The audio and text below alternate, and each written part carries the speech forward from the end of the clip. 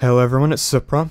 I am quite late on this compared to other people, but I was surprised how few are talking about it and making people aware of it, so I'm going to try my best to do that. So in the spring patch, there were 2,500 weapon balances, including attachments, but what I was only made aware of a few days ago was that Foregrips now have a negative influence attached to them. In the Battlefield 4 beta, it was a surprise to me that Foregrips didn't have any negative influence compared to Battlefield 3. And in the spring patch, it has been widely contested that Foregrips don't have any use anymore, which is great because that's what DICE seem to like to do with patches, is take months upon months balancing and discussing things, and then when the patch releases they go, oh yeah, by the way, we included this thing that no one fucking spoke about, and it's made other subsidiary guns or gadgets redundant. I know they can't talk about everything that they want to tweak for a patch, but it just means that we have to discuss about it, probably through the CTE, have to test it and make sure it's balanced for the next patch, and in the meantime, with the base game, wait,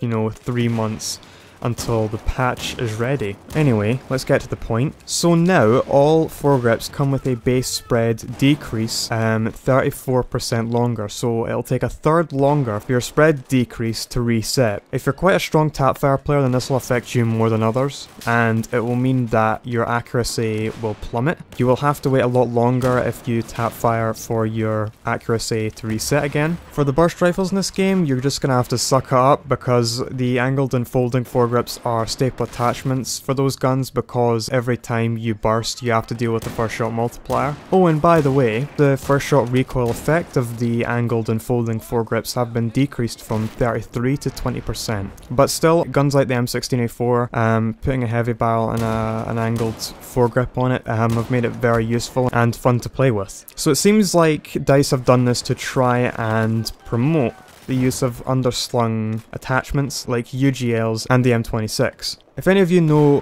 Worrell, he's primarily a Counter-Strike video producer, but he said that weapon balances should only be positive ones as opposed to negative ones. Now he's talking about Counter-Strike, and that only really applies to Counter-Strike because of the way that that's balanced, and it's very different from the way the Battlefield is balanced, as we can see from the 2,500 weapon balances that have happened to Battlefield 4. If that was happened to Counter-Strike, the game would die very quickly. But if you just think about it, I think I'd much more enjoy Battlefields if changes didn't make the gun that I loved terrible, but just made more to choose from. In terms of the underslung attachments, the only advantage that they had was that they were quicker to equip as opposed to having a foregrip instead, which if you think about how M320s are used, then that switch time probably isn't anything that will be of benefit to you. Other than that, this will be another thing that will need to be balanced because it's been widely contested that foregrips don't have any use anymore. The potato and stubby grip have had a slight buff, which is that their spread increase obviously has been decreased, but really because the negative influences still apply to them, I'd say the only real use that you have for a stubby or potato grip is on the CZ3 Scorpion, because that doesn't have a long range use to it like the FAMAS might have. Speaking of PDWs, they've generally had a buff, but because shotguns have had such an insane buff as well, that has also made PDWs somewhat impractical. As you can see in this gameplay, the ranges that I can get kills from the hip.